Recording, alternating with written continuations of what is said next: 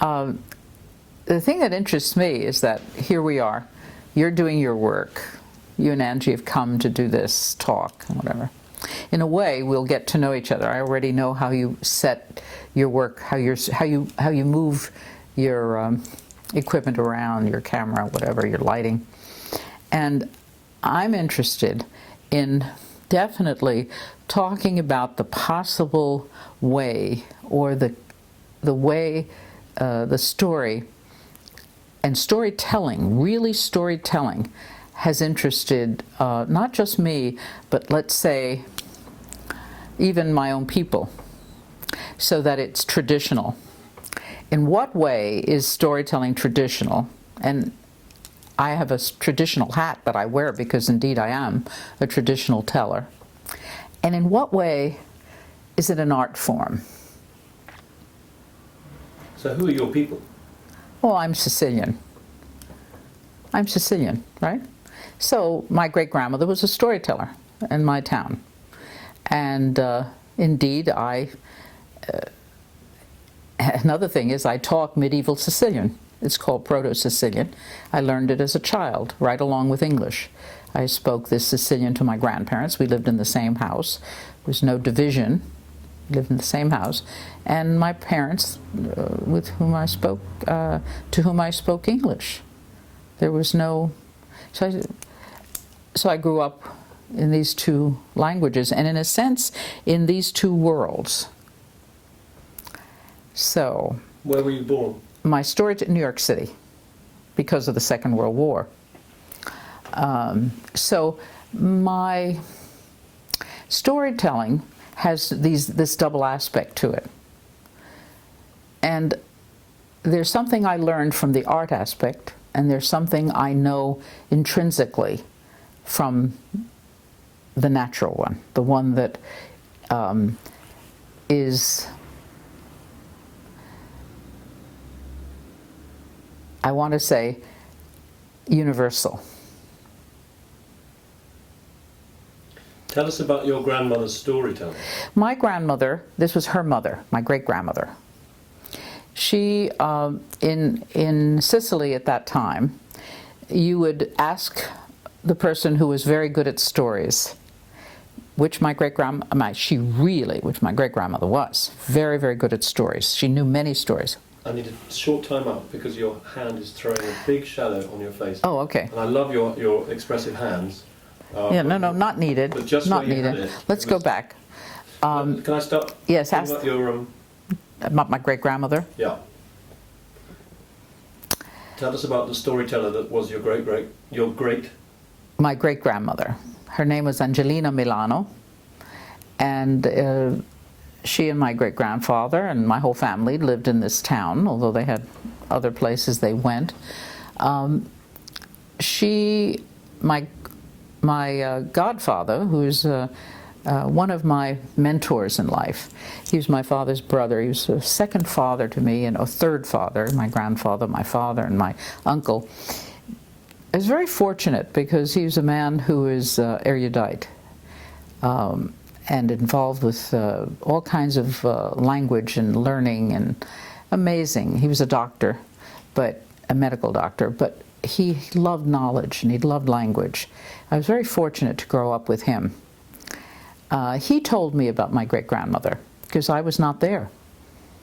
We're talking 1910, 1915. And I'm a child of the Second World War. I'm a child of later. And he said that in our town, in winter, people would ask her, Signora, ci sono I conti stasera? Ci sono I conti? Are there stories tonight? And she would always say yes. Even if she had not, she didn't particularly. And then she would invite people, she'd say yes, and then miraculously, anyone in the town who wanted to would go to her parlor, where she would open the door and in the parlor, and people would come.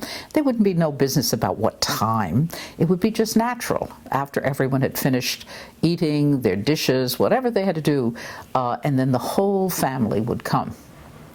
And we'd have all these people in the parlor, and my great-grandmother, who was very small. My great-grandfather was rather tall, but she was rather small, and sitting in her place with her chair. She had her special chair. And she would have a scaffatura, which is a little charcoal heating brazier or something, you know, one of those little, I don't know what you call them in English. But brazier. Do you call them braziers? And they're charcoal. You put charcoal, heat. And she'd have a little place to put her feet, and that would be under her long skirts. She had long skirts. And then she would begin the evening. Secunda, sidacunda, and she could just go on, and everyone knew the stories, and she would tell them easily. And my cousin, who is actually a classicist, who taught Greek and Latin, she's now retired, in Italy, in Pesaro, my wonderful cousin, she said that once when she was very, very sick during the Second World War, she was very, very sick, this was in Italy, and my great-grandmother came and sat by her side, held her hand, and told her all the stories she wanted, and made her feel very, as if it were a lifeline, this grandmother's hand and the stories. And so the stories were from place, and they always are. They're at a certain time, and they always are. And they have certain figures in it, whom you know already. And they're figures that the whole world has. And the story is usually rather simple, the structure. And that's true everywhere. And when I discovered the beauty of the form of the old stories, be it folktale or myth, I fell madly in love with it. And I can even tell you the time when that all came together for me. Well, let's say that my great-grandmother and my family, and speaking Sicilian, and having these Sicilian stories at my fingertips, was very important when I decided to be a storyteller. But not until a lot of other things happened. It was almost as if that was uncovered in me. But it's a true thing, because secondo si racconta che c'era una volta un re. Sto re aveva una figlia che la voleva bene di come lo sole. E sta figlia aveva una pupa. There once was a king who had a daughter whom he loved like the sun. Now this daughter had a doll whom she loved more than anything. And then the story goes on, the daughter goes off, and in a quick second she loses the doll. She forgets it. Doesn't lose it purposely, or she just forgets it. Exactly what happens in our life. Anyway, so those are all these Sicilian tales that are absolutely in place. In language, in form, and there's no explanation needed or thought, or there's no distance, not even a second.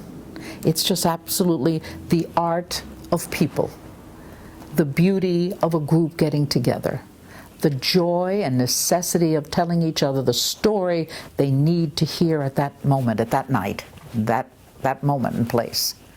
And if you study stories from around the world, you see that stories come out in different ways. In my people, there are two kinds of stories, and it's amazing that I learned this later, but it's exactly what I was doing. One was this indigenous natural story. The other, which also pleases me tremendously, is stories from everywhere that have in them something that I recognize as absolutely pertinent to all of us. And I feel that about the indigenous story too, of course. That's exactly what it is. Now, this is the moment when it happened for me. I was, What I love to encourage young people is to tell them to be faithful to their destiny. What seems to be the way you're going, what you're good at, what seems to just how you can serve the world best. And it's so natural, it's so easy for you. And you begin with this and you learn more. And whether it's a technological thing or something natural or whatever, you learn more and more on how to do it. You've got to put in your apprenticeship. There's got to be the time when you learn the thing. And that usually follows some great eros, some great feeling or passion. That's the art part. For me, it's obvious. I don't even know where to start with this. Maybe this is too much to say at one throw. Can I help? Maybe. Please. Well, I just want to Please. stay momentarily with you in childhood.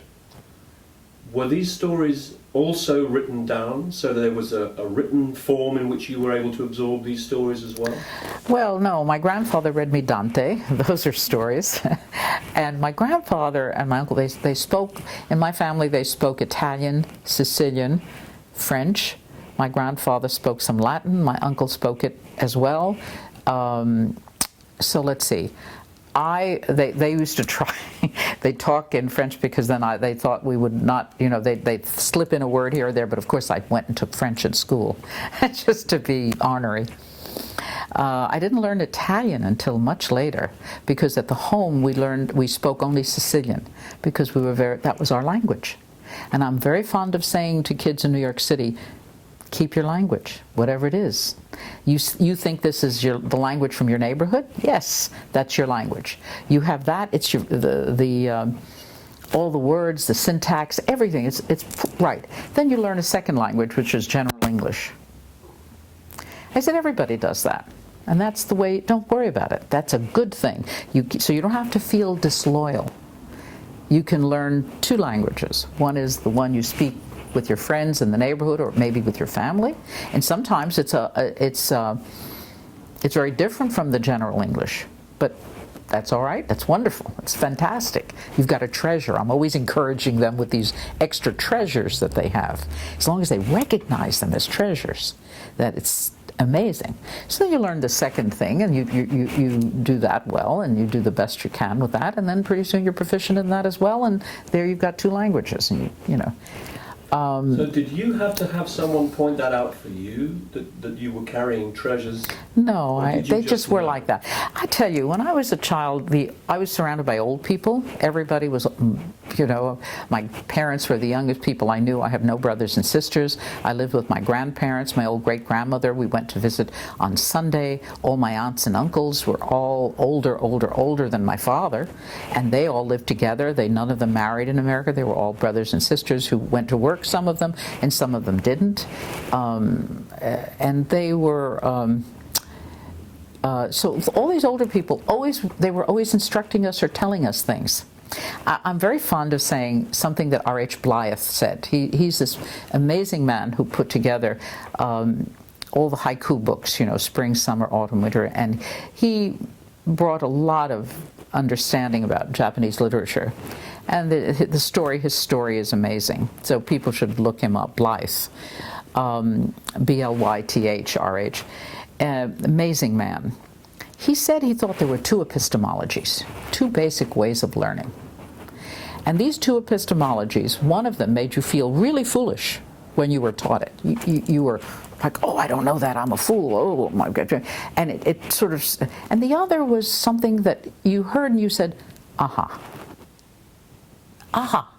Oh, and maybe you'd forgotten it, or maybe it hadn't been brought to your conscious mind, but it was there already. Well, as a child, that was always what was happening. I was being taught things I didn't know anything about, and I never felt bad, because it was always being told in this way of, oh, how wonderful it is.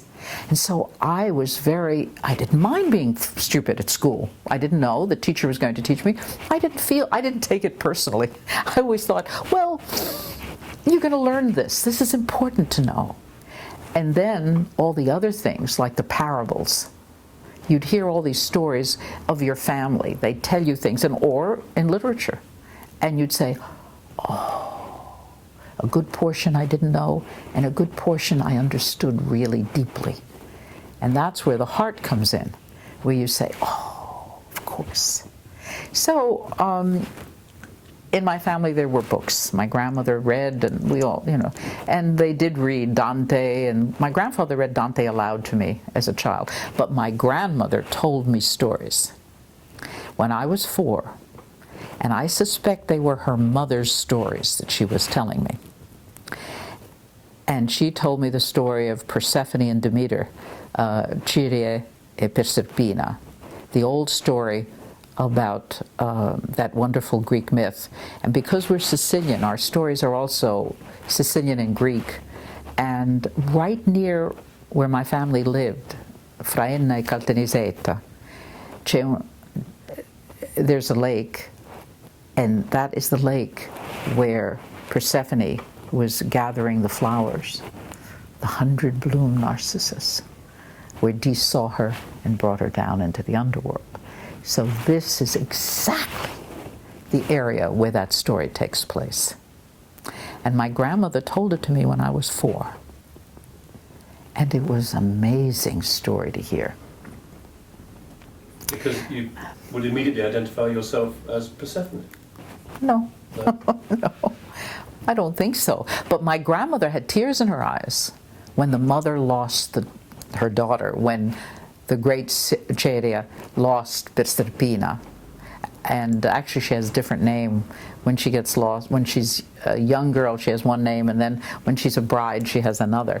So my grandmother had tears in her eyes, and I remembered thinking that this was an amazing thing that happened in this story. What I'm getting at is, did you identify with the storyteller, or with the character in the story, or both? There's no separation. It was just a story. Well, listen, that's very interesting. I don't have any thought about that or not. I do know when I hear a story or I read something and it seems to be my story, then I learn it quickly, easily. I don't even have to go over it. I never practice this. I have literally, in the 50 years that I've told stories, maybe 50 more, I have never practiced a story. Sometimes, just recently, when someone asked, did I know this story? And I said, well, let me look at it. I vaguely heard it once. It wasn't my story. I looked at it, and then I was able to repeat it. And they said, how did you do that? Actually, it's because I see them. To me, now this is a whole other thing to talk about. Why images? But you're thinking chronologically, so let's go back to the chronology.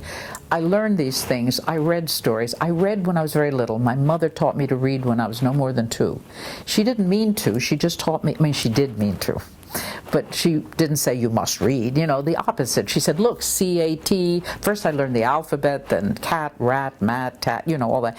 And in front of the little, on the floor in our living room, she had these wonderful wooden blocks. By the way, I always give children those. Usually they're made in England, by the way, these wonderful old blocks. And anyway, putting those together allowed me to learn words. Without meaning to, when I was at Christmas time, an old uncle of mine was reading a story of the 3 little pigs. And he stopped it, and I looked and I said to him, oh, and there it said that the roof was straw or something. He said, how do you know that, little kid? What do you mean? How do you know that? I said, because it says it. And he says, what? And then I read it, and he said, it was the first time I ever read. Actually, I had read once before in my crib. What is that? It's an answer phone. What is it? It's an answer machine. Message. Just answering the phone. Oh, I didn't hear one here. I always thought that was an odd sound. Anyway, the business of reading from books. So then I had read from a newspaper first. It said something like Santa Claus, Macy's, Santa Claus. And that I just figured those sounds out from my mother's teaching me the blocks. Well, the reason I'm telling you this is because books are very important to me. So they've always been. I've led an artistic, solitary, introverted life through books. Thrilling. I mean, also language. My grandfather reading Dante. My uncle telling me La Batamele, you know. Even just as a little one, the little thing I said to you, son piccolina, non lo so fare, vado in cucina e trovo mangiare. Little things you teach a child at 1.5 or 2. And then little sayings, little songs in Sicilian. I took to them like, you know, duck to water, as they say. Anyway, so that's that part. I want to tell you about the other part. So this is what I'd like to encourage young people. Do whatever's there that your heart tells you to do. Study, keep going. You'll find that something in life will be easy. I've always taken the easy way, in a sense. More is less.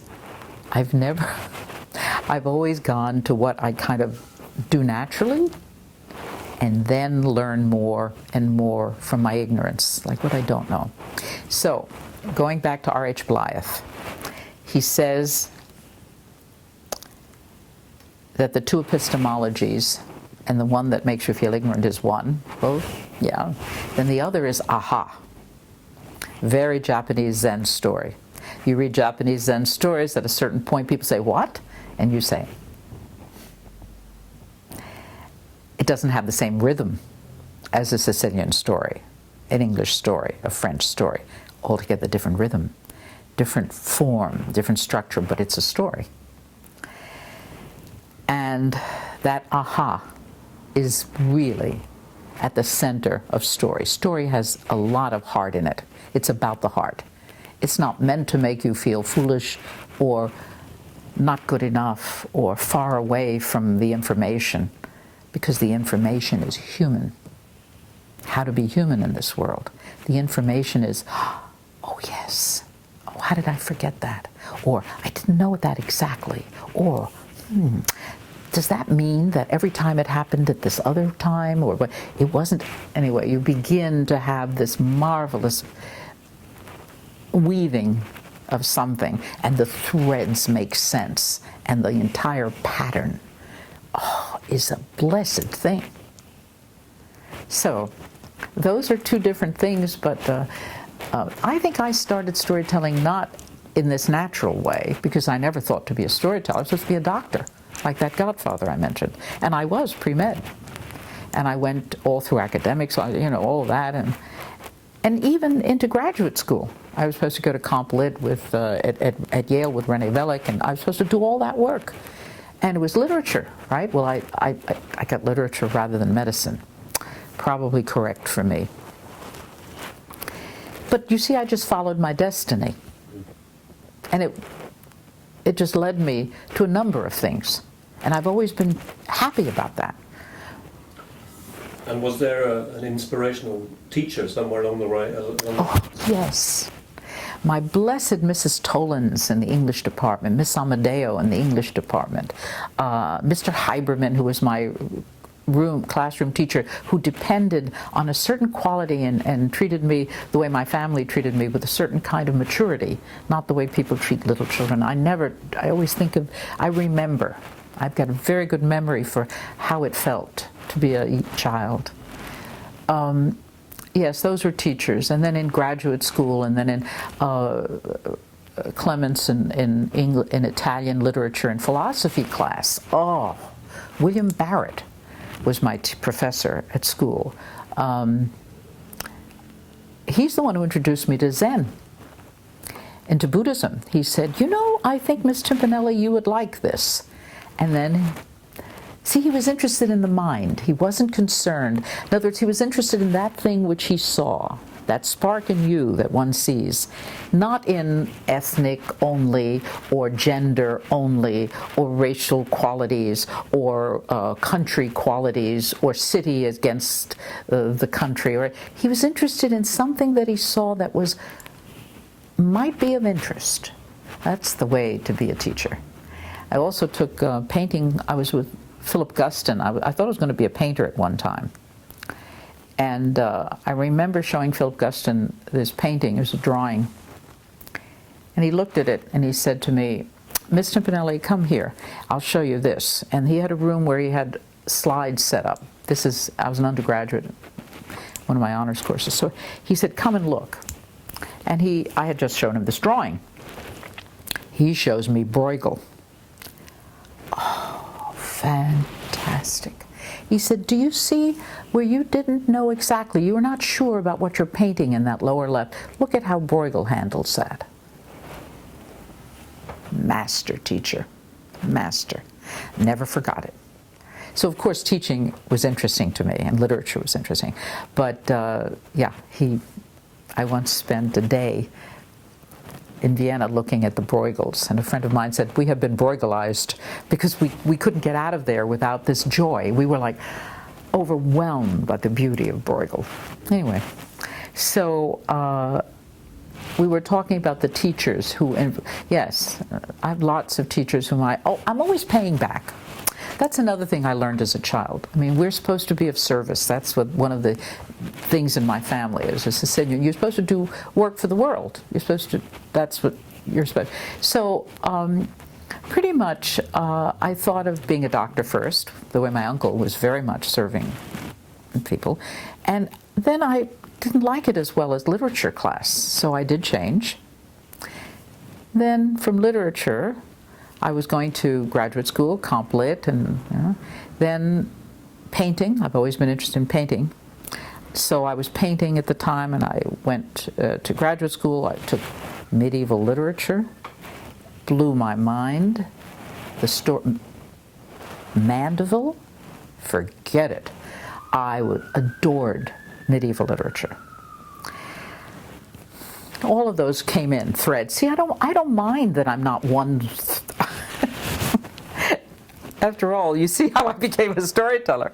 I love from everywhere. Was there a time when you had to strike out against your family's desires for you, or were they always They supportive? didn't have desires for me. I think my mother was the saddest that I didn't become a doctor. She was the saddest. She would have liked that very much. But basically, she never said a word. If that's what I wanted. My father always said, "Oh, you don't have to do anything to make me love you." My father is the great knight of the world. I mean, his whole thing was service through love. You know, Sicilians in general, at least my people, love two things. One is love, and the other is beauty. And they see in it a very great connection, and they don't mean physical beauty. If I had a piece of my other book here, my novel, I'd read you the section about the girl talking about her father and about beauty. And how she says, "My father always called me beautiful, even though I was not beautiful." And few people are really beautiful, but there are some. But he called me beauty because my people call, like even the Blessed Mother. We don't call her the Blessed Mother, we call her the Beautiful Mother, la bella madre. And beauty is a word always on our lips. And we say men are beautiful. We call men beautiful. I would say, "You're bido, che sei bido." You're a beautiful young man. You know, that sort of thing. Che sei bella, Angie. You know, beautiful. And we don't mean only that you're beautiful, but because your heart is beautiful, because we see how warm you are, we see how you care. You're beautiful. And that's very important to us, that connection of love and beauty.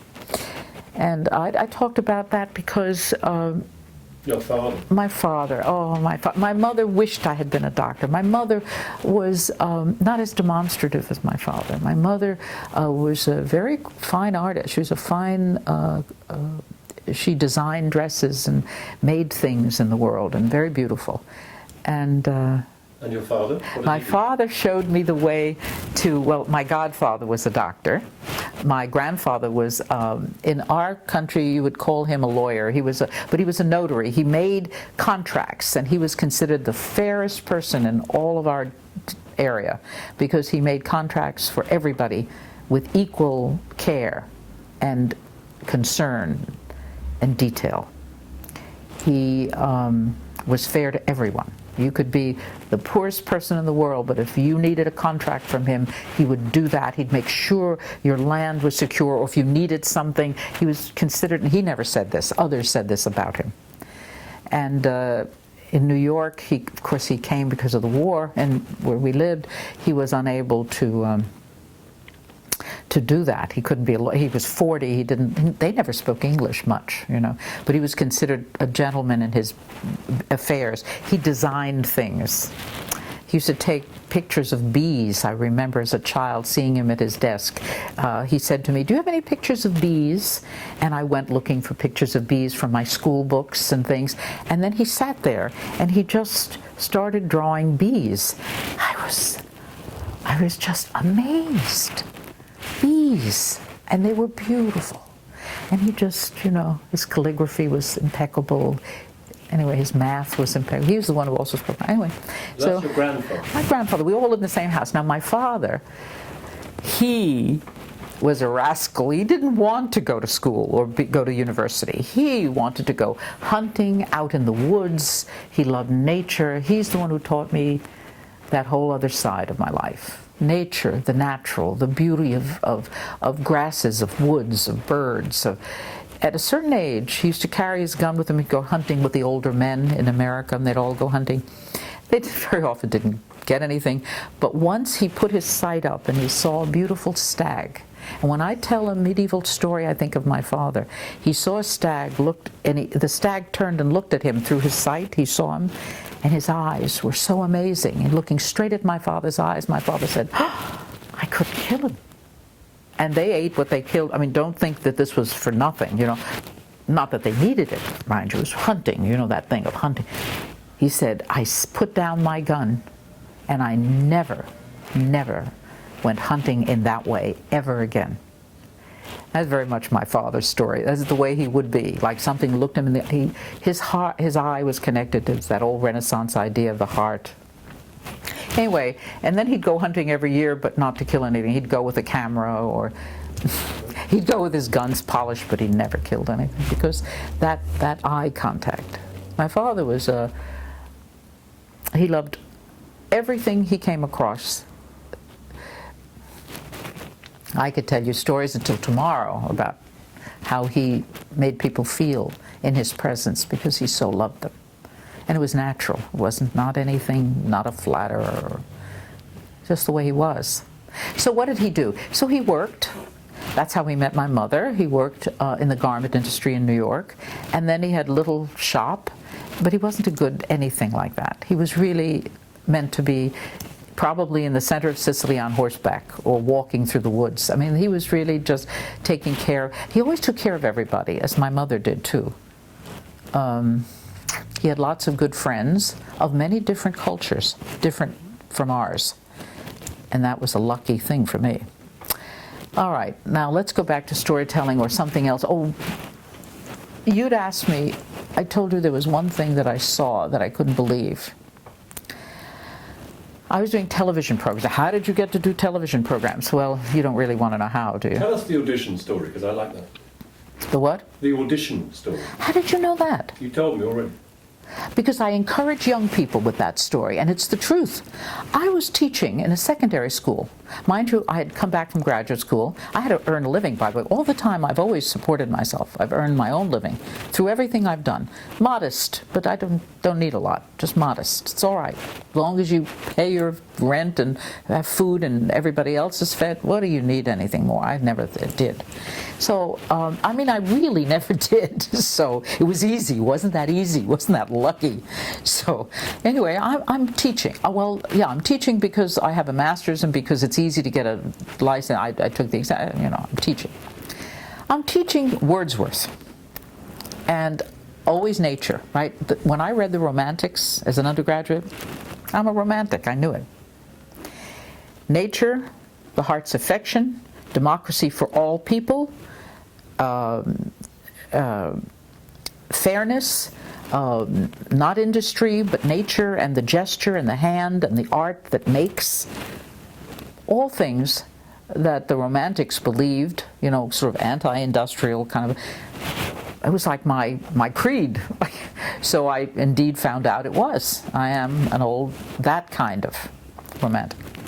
So I'm teaching Wordsworth. I'm in the middle of teaching Wordsworth. For oft when on my couch I lie, in vacant or in pensive mood, they flash upon the inward eye. Remember, again, the imagination, the importance of the imagination to the Romantics. Okay. The door opens and Miss Coyne comes in and she said, Mrs. Phillips, do you mind if I bring in guests? And I'd say, no, it's all right. I mean, my classes, they're wonderful. They're all excited about this poetry, and they're telling me what they think and feel and what it is and how they know this and what they know about it. And I teach for a few minutes or whatever, half an hour, 20 minutes. I don't even know, because I'm not thinking about the people in the back. I don't know what they want and who they are. Doesn't matter. My class is who matters, and that they're learning Wordsworth, and So then at the end, someone comes up and after the class is over and says, did I want to go for an audition? What for? A television audition. Well, television was big in those days. This is the early 60s, maybe 1960 or 61. And I get a day off, do something different. Sure, it'd be fun. So I go, they give me the name. They say, prepare something on Shakespeare. I love Shakespeare. He was one of my favorites. So I prepare something. I go to the audition. It's in a studio. It's public television. It's about teaching English literature. Fine. And I get up there and I, have this Shakespeare thing, and I'm saying something about Shakespeare. And the director comes from out of the booth. You know how television's not like film or stage. Comes out. He stands behind the cameraman. He looks at me. He says, do you know that stuff that's on the paper? I said, yes. He says, do you really know it? I said, yeah. He said, put it down. He said, forget it. Put it down. He said, see this? This is the camera. I said, yeah, like yours right now, red on. He says, look through that. And remember, I'm in the booth. You're telling it to me. And I look up at him, and he's a nice-looking man with one blue eye and one brown eye. I look at this, and I say, all right. By the way, he became later, when I got that job, which is a miracle. I mean, why would I get it? Honestly, it was like a weird thing. But they came back and said, yes, you have that. Would you like to come and do this program? So I did. And I did it for 6 months. And then they said, well, what would you like to do next? And I said, I would like to do a program on poetry. And I did a poetry series. And then they said, and what would you like to do next? And I said, now. I said, no, they came to me and said, would you like to do a literature series on world literature? We need a series on world literature. Right up my alley. I love things about connections and, how you see things the same in other places, and yet they are distinct and different. And I said, world literature, great. So they give me a list. Africa begins the list. I start reading about African literature. I am blown away. I say, I don't want to do a thing on world literature. Let's do it on African literature. This is 1960-something, 2 or something, 61. I said, I want to go to Africa. I want to interview Chinua Achebe. I want to interview Wole Soyinka. They say, okay. Okay. So I've got a camera crew. I got all these. I'm a producer of the program. I create it. I write it. I'm broadcasting, but I have a crew. I'm beautiful. You can't do television without others, which is, hint, hint, one of my favorite things is cooperation, doing art that is actually involving other people. Storytelling is not for me. Now I'm gonna, people are not gonna like this so much. Storytelling for me is not a performance. At all. I don't memorize. I don't want to memorize. I don't think my great-grandmother memorized. She knew the stories. But you can change them a little bit depending upon the time and what's happening. But they are not theater. They're primitive theater maybe, but they are not. Depending upon the culture, they're different. So I'm not making a blanket statement for everybody, but certainly for me, they are a communal art form. And when I finally went into storytelling, I had been doing television. Now that's an irony, isn't it? Kind of weird thing, a modern technological work, which is television, and then to go backwards into storytelling?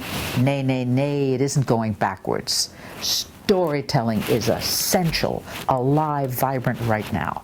It is exactly about the things that you would never guess are important from the past and now, and all of a sudden they're saying things to teach you about how to be human now, so that the future takes care of itself. There's only the now in storytelling.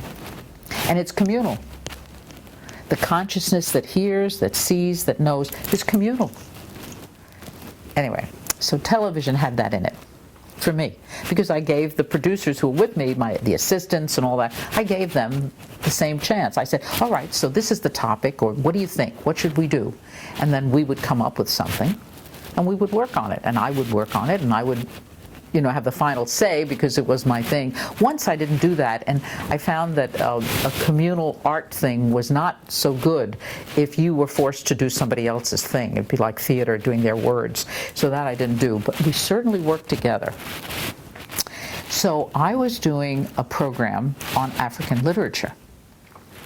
I loved African literature. Everybody who came were African poets, writers, etc. I was looking at a film in a little film room. We had a very small, we were, a funky place because it was public television, not a lot of money, nice, good for art, not greasy, solidly fatty with, too much stuff. It was like, you had to make things up, you had to figure it out, you had to go out there with small cameras, This is way before the sophisticated stuff you have. I used to make films because I like the distinction in films, by the way, the definition of film, so I didn't use, because we didn't have as good video that you have. Film was a little bit, took a long time, but it had better, the black and white and the actual image was much clearer and beautiful in my day. Now I'm sure it's the same, but at least I hear it is. So I'm in a room, it's dark. I'm putting on a film, and I'm watching Amos Tutola. And Amos Tutola has written a book called The Palm Wine Drinkard. Beautiful book about folklore and about non-folklore, fiction and folklore. And he's sitting there, and he has this African, beautiful hat, beautiful robe on, and he's a dignified man speaking about his book. And the door is open behind him. He's sitting in a very simple house.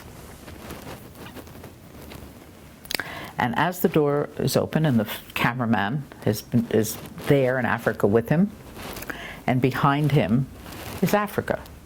There are people moving, doing their business. He's talking to us, but they're doing their business. They're in a compound, they're in their house, they're chickens.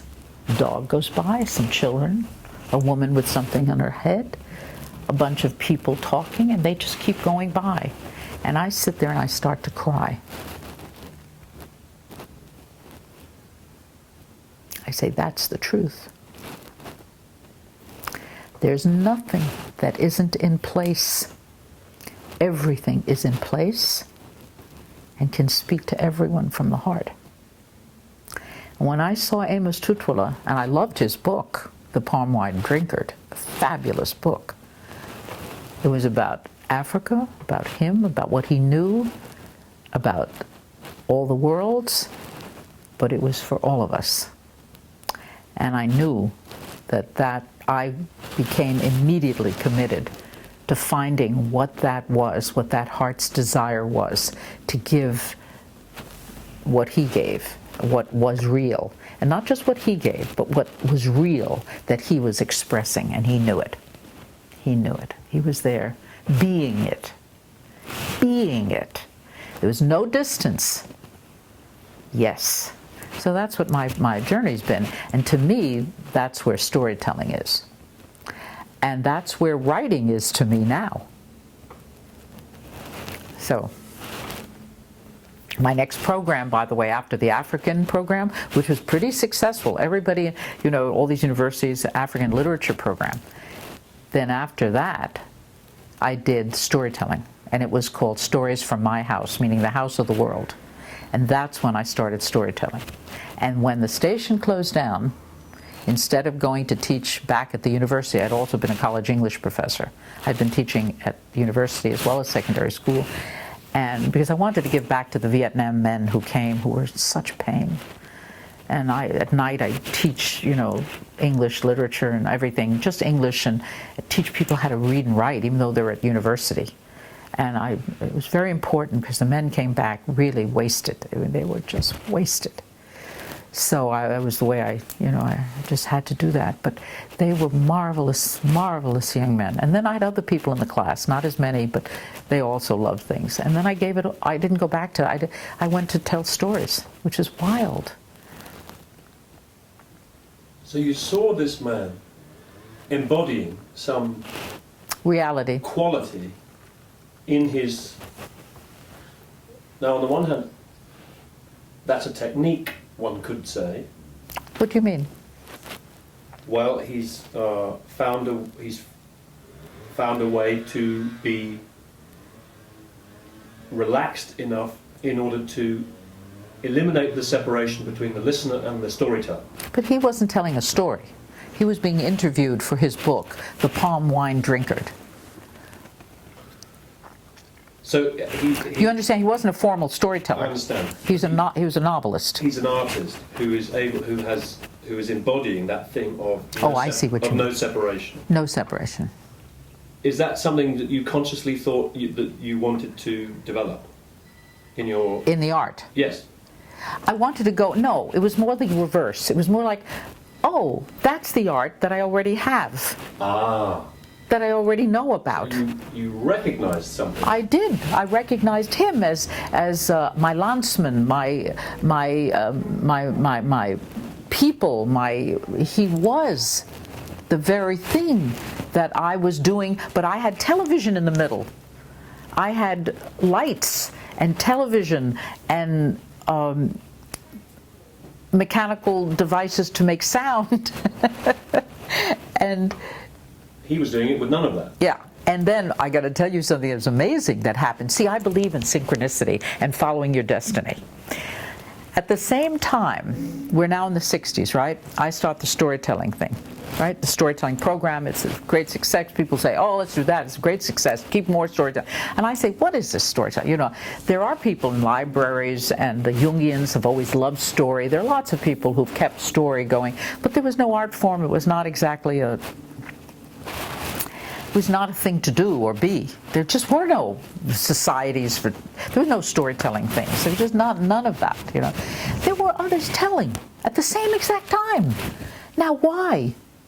Guess why? Because it was needed in the culture. The culture was dry.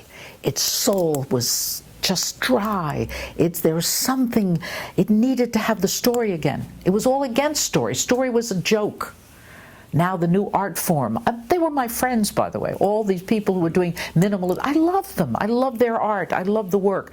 But there were people like Eva Hesse, who was doing sculpture with meaning and with, in a sense, it wasn't story, but it was. It had her story in it.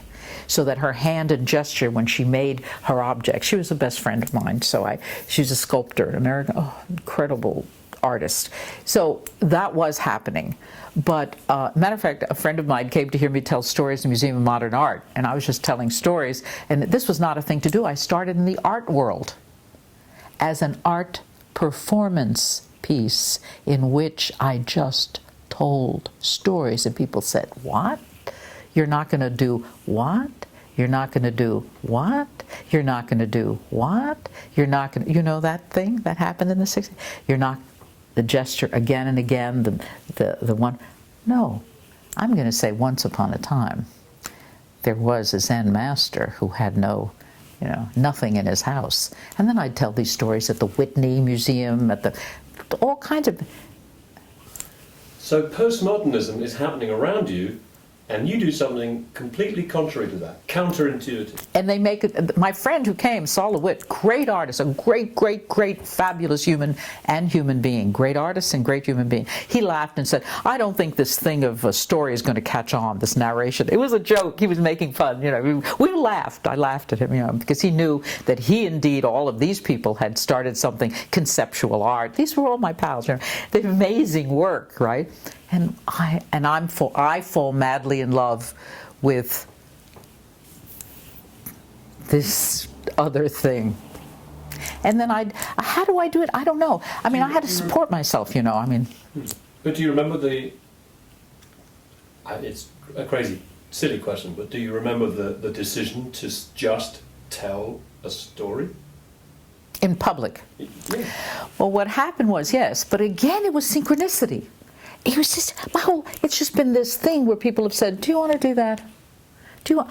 And if it's the right thing, I don't even think about it. I go, oh, yeah. You know, even if it costs something, whatever. Meaning you've got to take time or you've got to go somewhere where you don't get paid. Well, I say, yeah, I'll do that. Someone saw me and a woman I had done television, Grace George Alexander, who kept saying, you know, when you tell a story to the camera, everybody stops in the station. They all listen to your story. She said, no, honestly. She said, because you're a born storyteller. I said, what? Nobody had ever said that to me. What do you mean, born storyteller? I mean, you know, my Uncle John was a good storyteller. I mean, you know, anyway, but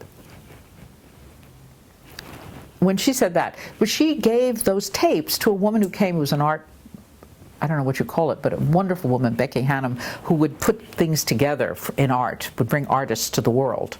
That's her thing. I love people who put things together, like invent, create bridges where there were none. Oh, more humans like that. So she knew about a place called Art Park, and they had no idea of doing stories. Where, how, you know, in what place? They didn't even have a place for it. They were doing modern art, right? People were doing sculptures, and I went with a blanket, sat down, and said, I'm going to tell a story. And a lot of old women from Buffalo showed up. Italian-American women, because they must have seen my name. I have no idea why. And I sat down and started telling them Italian stories. I mean, I could have told them any other kind of stories, Zen, Chinese. There's certain things I can tell from my own life, my own practice. And they're pretty wide range, like that medieval, that, you know. But these women loved hearing their old stories. They had not heard them in 50 years. So I did that. You see? I mean, whatever they wanted. Just what do you want to hear? What is it? What's important? And then I want to hear it too. And then, you know. So that gave you a big clue. Yes, and I went back to the television. That was a summer thing, at Art Park, and they say I started the storytelling at Art Park. The funny thing is, when they showed the legislature who was supposed to be funding this thing, the New York State Legislature, they showed all these great, really great artists doing fantastic work, conceptual art on the land, people coming to look at it. We had beautiful things happening there. And then they had a 1 minute of me, this young, you know, like person, and I'm telling a story, an African folktale about a mosquito. And I tell the story. It takes no more than a minute, right? And the legislator gets up and says, well, I'll fund that. I understand that. I'll fund that. So when they came back, they said, you better call Timpanelli up, tell her to do something about storytelling, because it funded because it was understandable. No, it was because it was missing. It was needed. It needed to be part of it, not instead of. No. That great art had to be there. It was just this other thing, too, to be human. Is it instruction in being human that's been left out? Let me say something about industrialization and the thing about thinking that all these other things move us. The internet, you know. I've come to like all kinds of things, including the internet. I mean, I don't go very often on it, and I still use books, but you know. But still, I'm an accruer. I'm a believer in combining or figuring out. I'm also a believer in distinction. and not making everything a hachka-kapachka, but more, what is this strand? Let's follow it. Let's see what this really is. So I like doing two things. I like doing things that seem like paradoxes. They interest me. I think that if the human being keeps going, I mean, if we keep going with that which is outside of ourselves, and we keep having to be verified outside of ourselves, we're going to forget the fact that we are a small member of this large community of life, and that indeed, I'm saying something that everybody knows, that we are part of the unit. We are part of the mesh and the whole fabric of this world. And it's no accident that my stories are based on place, creatures, nature, the way it is to be human within this. That's the fabric. There is no other story that's as interesting. They're varied. It's varied depending upon the people and where they live. It is informative, and it's exactly what we need to know.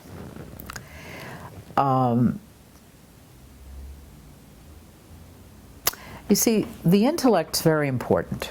I mean, I tell stories. When I first started, I read every anthropological thing I could find. I read all of Eliade, I read the Boazes, I read everything I could find. I read people-specific ethnology. I looked at texts from the original. I tried to find people who spoke the language. I almost want to talk about that in a separate interview, about how storytellers, if you're telling something about an eagle, you've got to know what eagles look like. You've got to know what a bald eagle is. You've got to know the difference between a golden eagle. Even an adolescent or a brand new eagle, is that really a gold? I mean, in other words, I would never, I happen to be a bird watcher, so I'm using that as an example, but there are a lot of other things I don't know. I can't tell. I was talking today about something about dates, and I was thinking about how I had talked about dates in a story, and I picked up this. The reason I knew what I saw on the street today that were dates was because I was going to tell a story with dates, and I'd never seen a date tree. And before I tell that story, I had to see what a date tree was, and so I was able today to pick it up, and someone said, "Oh, that's not a date, that's an olive." I said, "Well, those are dates." Because I had told the story, it had informed me. The same with my culture. Like something comes and you don't know, and I'm telling a story about a puzzangaro, and my godfather, the actor, he had said to me, "You know, we're translating something from Sicilian, and c'era un puzzangaro." He says, ma sa figlia mia cosa c'era dentro un puzzangaro? Ma chi c'era, Fofò? Chi c'era? C'era l'acqua. Già da giù c'era l'acqua. C'era la mamma draga, sì, ma c'era pure l'acqua. What is at the bottom of the garbage pit? It's a great story about a garbage pit. While that is important, there's water at the bottom, he says. So these are things you have to know when you're telling a story. You can't just tell about something that is not, that you don't know about. So the literal, the real physical, the way the Romantics looked at the flower that they described, the way they lived with certain walks that they had, and it's the way we must do it. And women are very close to loving, especially, the things of this world in place and how to live with them and work with them. I'm cutting. I want you to anyway, hold that thought, but the mic has just come adrift and it's touching your scarf. Oh, that's too bad. Which means I'm getting a sound, kind of yeah. rustle. Yeah, all you have to do is tell me. But you see the beauty of the storytelling? Do you see it brings the entire world into a very simple form? You see what I'm saying? Absolutely. And we haven't even talked about psychology, sociology, which really interests me tremendously. I used to tell stories for Jungians, and they loved it because Jungians have this whole thing of male-female, you know? So, anyway, to me, the oral tradition is part of the joy. I definitely want to talk about why it's different to speak than it is to read. Very different. We may not have time. Maybe can you just go back to the thought you began to say something about women? You suddenly said women. That it's important to women. I was talking about the world, about how you can't tell a story without knowing things in the world. And I think women were very good storytellers because they really have to deal with the very small things of the world in terms of large meaning. And that's the connection. I mean, that's one of the connections of story. And so I could do that and then talk about image, because that matters to me a lot. But I really do have to eventually, I mean, this is very, I'm so grateful to you, I can't tell you, because you really, I can feel you understand what I'm saying. I can feel this room. Otherwise, not interesting to me. I then go, oh, you know, it's all too far away. So thank you. I really appreciate that you see, you've just brought me to the next, you see what I'm saying? That's what it's about. That's what our lives are about. By the way, that's what love is about. That's what relationship is about. People think it's this other thing. It's nothing more than loving each other, and all, you know, in that very specific way that's essential. Because if you don't know the other, how can you love them? If you don't know what it is they love or want, or how they act, or what's wrong, or how can you love them? You know, you can't put soap in a goldfish bowl and say you love goldfish. You know, you got to learn to, and you can't put them in cold water or hot water and kill them. You've got to know what a goldfish can live in. A goldfish can't abide soap. A goldfish has to have, you know, enough space, and has to have, you know, you clean it with something in cold water, and then you have to make sure the temperature is the same. You can't plunk them into another temperature. The poor carp will go. It needs grass. It's a down feeder. It needs to, you got to learn. That's what love's about. Story has that kind of ability. It says, here are the images. Women know how to try hard to care for this world in general. And they're very good storytellers for that reason, but so are men. I've seen brilliant men tellers. I don't make these gender things too strongly. It's just that we've had the practice of having to take care of the specific for so long, and you know, and the men have had to go out and deal with that other issues of the world, surviving, etc. And then in cultures they're exchanged. So, but we need to learn all of that. That's the reason I'm not so big on just gender studies, although I think it's a good thing to go through, to learn about, and then to go through and say, nah, let's not. But see, the human mind is so compartmentalized, has become so, they've forgotten what a great tangle of life we are, and what a great tangle we're part of. And so they've taken this image of separateness as if it really exists, because they study things separately. There was no such thing in the past. A story doesn't study it separately. The story says, you want to hear about gender? Let me tell you. There once was a king who had a daughter. Hello, where's the mother? Where's the queen?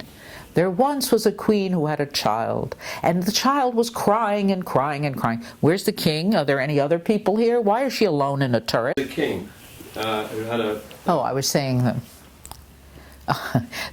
Well, let me just say this, that the story is like the human. If we were going to have a human form, the story is a very good example. Angie, he's asking you to take that. Oh, sorry. The story has a form that is very much like humans. It looks simple. It looks direct. It's got these actions. It wants this. It wants that. It needs this. It needs that. But it's all so interwoven. It is so completely involved with where it is. Is it a forest? Is it a woods? Is it a city? Is it a neighborhood? Is it a river delta? Is it a fen? Where is this place? Everything is going to be pertinent to that, the way we are. So a story in some way has the power to help us remember our wholeness. Absolutely, that's one of its main things. One of its main, it revels. It is totally joyous about the ending, where they all come together and they somehow figured it out and it all works, and they say, you know, and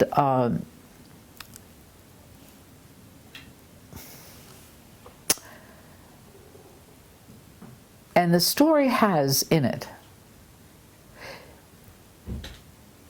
the place of its most important jewel. It's trying to give you something. Like for a person who's dying of thirst, it's giving you water. For a person who's really hungry, it's giving you food. All the while believing in real water and real food. This is not just metaphoric only. It is not just literal only. It is absolutely the joy of the humble understanding that we need to be fed and clothed, and so do our neighbors, and so do the creatures around us, and so does everything if we want this great tumble and beauty of life to continue. This great unity, this great patch of which we're a part. Joya, you've mentioned the Jungians several times, and I'm very fond of Jungians. and how important it is, as I understand it, in Jungian thought, that the primary language of the psyche, of the soul, is image. Well, you know, it's interesting. Sorry. I'm sorry. Go ahead. Please, no, you say that. Good. Continue. Interesting. I'm sorry. It's okay. I'm just leaving a tiny pause so we can edit, so we can cut into it. Please. All right. Say it again about image. What were you saying? Well, I'd like you to say something about image as it appears in stories, as the primary language of the soul, of the psyche. I want to go back for a second and say that the reason it's important that these things are not memorized or written down and they're not other people's words is because the storyteller has to be honest and has to be telling either something he or she knows or she or he knows from the culture or from some psychological place or from some spiritual place, but it has to be honestly said from that place.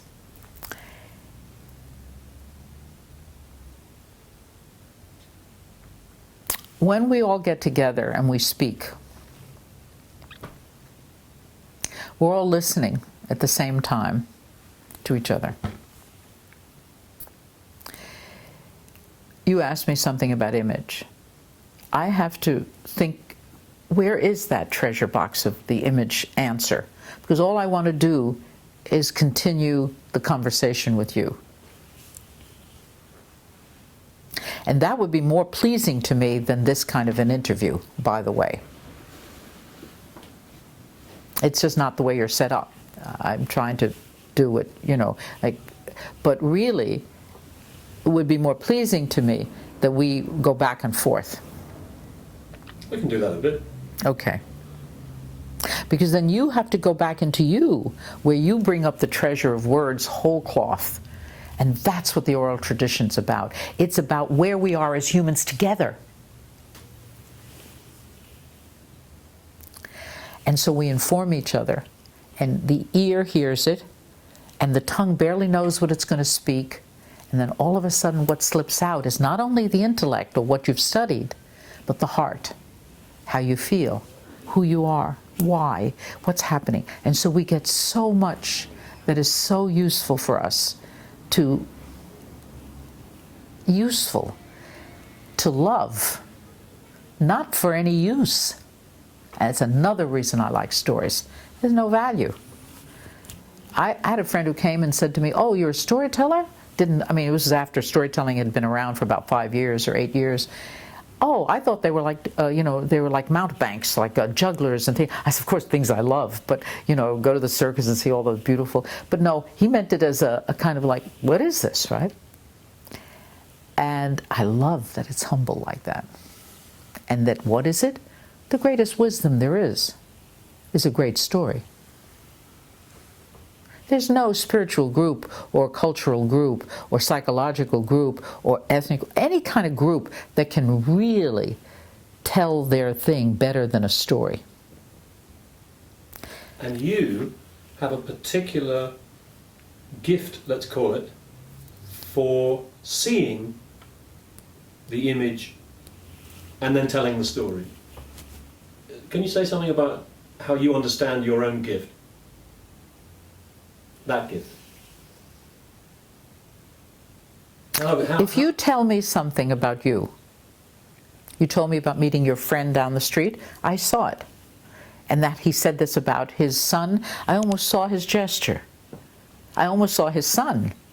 I can't help it. When you speak or when you tell me something, and it's how I remember you. I remembered, I saw Angie, I was sitting on the phone, and she was looking through the window, and I looked at her, and I kind of thought she was coming here, but I wasn't sure. I said, well, but it isn't you. So I thought, no, well, maybe she's going downstairs. She came twice. And then I thought I'd look at her and see, I'd present myself to see if she wanted me, if she needed me, if there was something she needed from me. So I just looked at her, and she said, Joya?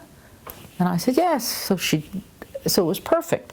But it's that way we all have as being human and giving information to each other and trying just to be human. It's like being a creature. It's not even anything more complicated. Is very important. And for me, it is image making. I like image. You know why? Because there's no proselytizing in it. It's like my O.R.H. Blythe thing. Aha. It's not about saying, this is the truth and the blah, blah. Listen, I'm Sicilian. We get very frightened about people who think they know the truth for us. Because we've been through there. We have centuries of disasters and people who knew what they wanted, a power thing, these outer things. Oh, what disaster. I'm not interested in that. I'm much more interested in a story so that the image comes out, we say something, you take it or not. You say, not my story. Not interested in that image. Not interested in those people. Not interested in that. Good, fine. Not yours. How important is it for a human being to find the story that they feel themselves to be engaged with in their life? You know, I used to work with James Hillman, and I think he wrote a brilliant book about that. At the time, I'm going to go back when I have this time now, when I finish doing these things I'm writing and doing, and I want to read Jim. I haven't read Jim, but I worked with him, so I heard him. And he's a wonderful, brilliant man, and he talks about the image and all of and that. But I don't really know what he says about it exactly. I mean, I don't know what the Jungians say. I only know my experience, to tell you the truth. I can't give you a big, brilliant explanation. I'm only telling you that when you see an image in a story, and I tell you what the image is, and I give you the image, and the story is about those series of images, you can fix on things that image to you, so that the image, you can use the words to then retell the story for yourself. And then other things will be important. I'm very fond of saying that you take Cinderella, an old motif, you know? Just watch your scarf. Oh, I'm sorry. You take the story, the motif of... Can you just start the sentence again? I'm very fond of using Cinderella in this case, because it's a very common story. As a matter of fact, Marion Rolfe Cox in 1898, she was the head of the Folklore Society. She asked her students and informants and whatever to come together to give her as many variants of Cinderella, Cinderlad, in case you thought it was only a girl story or a woman's story, a young person, a female story, not at all. Men are Cinderlads. And she got 345 variants and stories, and she stopped because she realized she could have gone on for another bunch of years.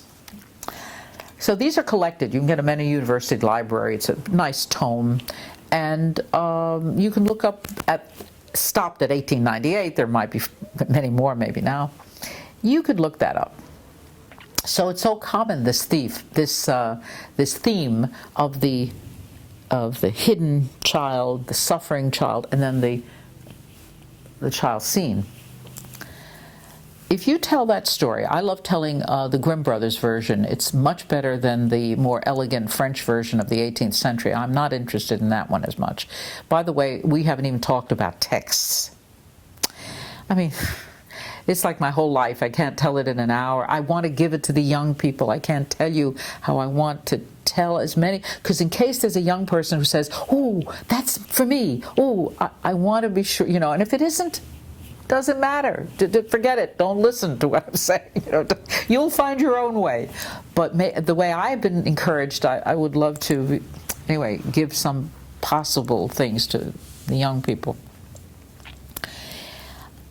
If you're hearing Cinderella at 5 years old, you know how all the girls like the pretty dresses they see in the movies? Oh, but those are not the only thing. But it's all right. I mean, When you're 10, you hear the story, something else happens. At 15, it's another story. At 25, oh my dear, it's another story. By the time you're old, you think it's another story. How could that be? It's the same story. Because we've changed in the meantime. But the story has been so fantastic as to hold us at 5, 10, 15, 30, 90, whatever. But you have to be able to tell it that way. I heard my friend Charles McLaughlin told me he'd gone to a birthday party of a woman, an analyst, Jungian, since we're talking Jungians, and she was 90-something. And when he asked her how was her year, she said, "Oh, I've had a wonderful year, wonderful. I learned something about my psyche that was new. And so now I will be a better doctor to my patients." And Charles, who was at the time maybe 40-something or 50, said, "Something new?" And she says, "Yeah, something new, my psyche." And he said, "Will you tell us?" She says, No, that's for me to do." So there's no end to this. You see? The beauty is there's no end to this. The psyche is always, the unconscious is always giving us gifts or causing trouble. I mean, don't misunderstand, there's a lot of trouble too. But to uncover it and bringing it into the conscious mind is something to do. And of course, as you sort of hinted, it's also about the self. Uniting something in that area of...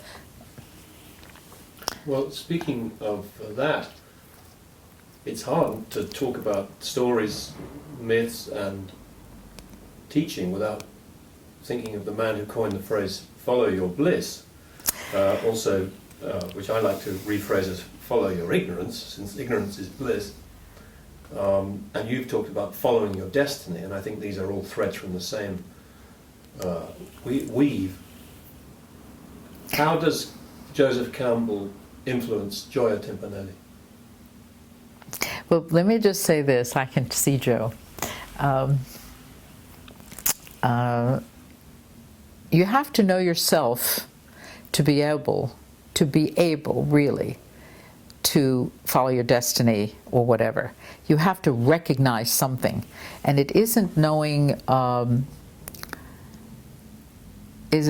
we're getting into complicated things that maybe will take longer to talk about in terms of story. But I want to say that the story itself is not about human beings as individuals. This is not Mary Smith or John Smith, they are about archetypes. And the Jungians Jung used the word archetype, but it's also found in other cultures. The idea of the archetype is way beyond just, more modern understanding. It's a very ancient thought. So the story, when it holds something very old,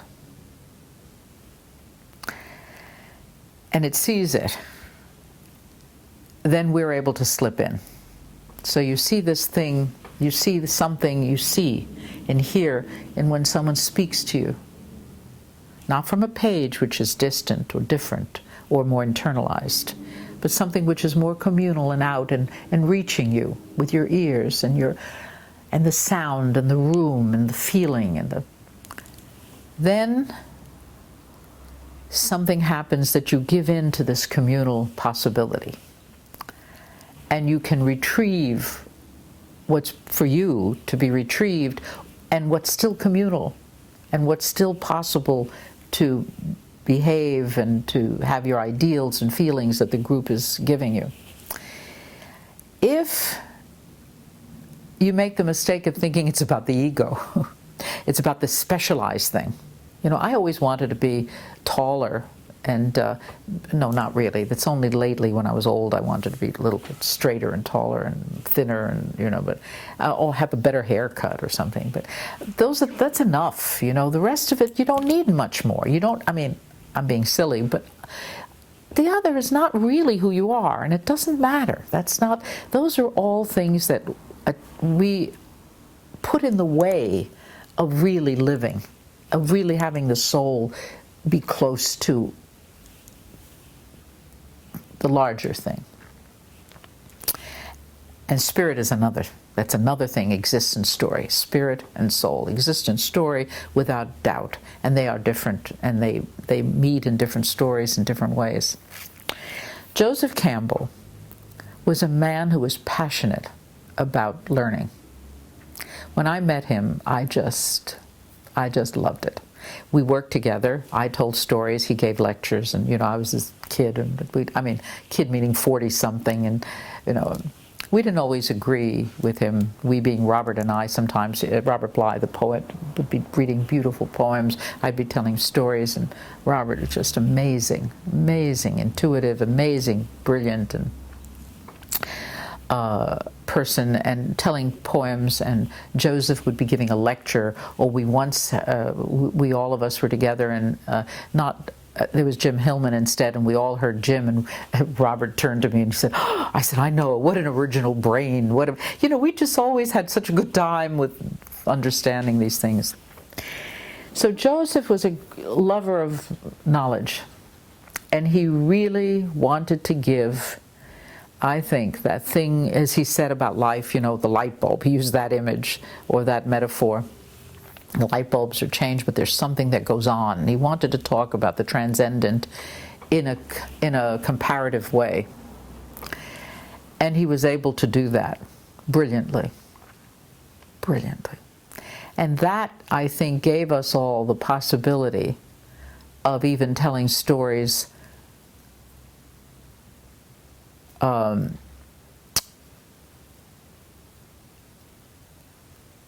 with the joy of knowing that what we had come to in a humble way, like through one's great-grandmother or through literature, had indeed this wonderful, passionate scholar talking about it and showing it. Slide after slide of the Great Mother showing these goddesses, and then you'd see, yes, they are here. Yes, this is important work. And so that's what he did. I was doing my work, but before, and I came to it in a more humble, way, in a folkloric, way. But there it was. It was very important to me to know Joe, and to. He was also such a gentleman. To me, courtesy and that formal way of being is very important. There's so many things that we get from our family and cultures and from story, but I'm a great believer in that, just the respect that the story has for everybody in it. I'd like to talk about that for a minute. The story is so smart in so many ways. First of all, it begins by separating us from the real, ordinary life. We're not making a cup of tea, although we could all use it right now, I'm sure. But it says, once upon a time.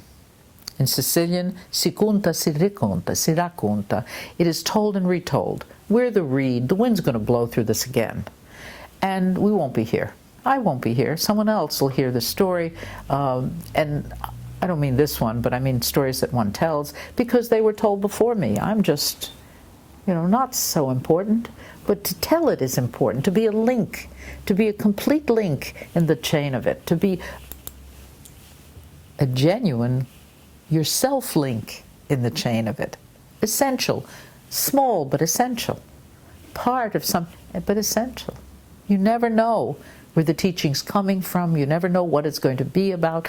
Just essential that you be a complete link and an untroubled one in the continuation of this. So it's a beautiful thing to learn from the story. It begins that it's about mythic time, as illo tempore, about some other place, about some other. So the reason it's important is because these are the times that are not exactly now. So we can slip into them, and they're not beginning, no middle, no end. That's not even true about what beginning, middle, and end, but that we'll say another time. They're about something else. The eternal time. That's why they say once upon a time, They lived happily ever after. Si conta, si racconta, it is told and retold. E idri aristau, felici contenti, casimano altri senza niente.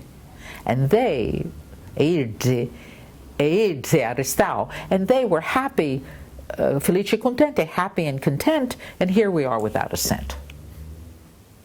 Because this mythic world, or this ideal, or really no time world, the time of always time, the eternal, this world that we're showing you or telling you about or being part of right now, is giving us the experience of that time. Very often we don't experience that anywhere else, but we do.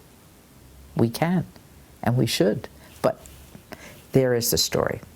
It says, and they remained happy and content, and here we are without a cent. Our ancestors never said that we were going to be happy and content. No, no, no, no.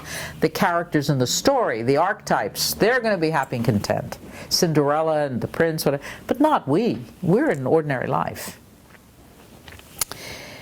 The beginning of the story has always something missing. Tremendous missing. Once there was a king who had a daughter. Where's the queen? Hello, where's her mother? And this girl had a doll that she loved more than he loved her, and that she loved the doll, and then she loses it, she forgets it. Another story. Once there was a queen who had a child. They were in a turret, and the child was crying. Where's the father? Where's the king? Why are they isolated in a turret? Why aren't they somewhere else?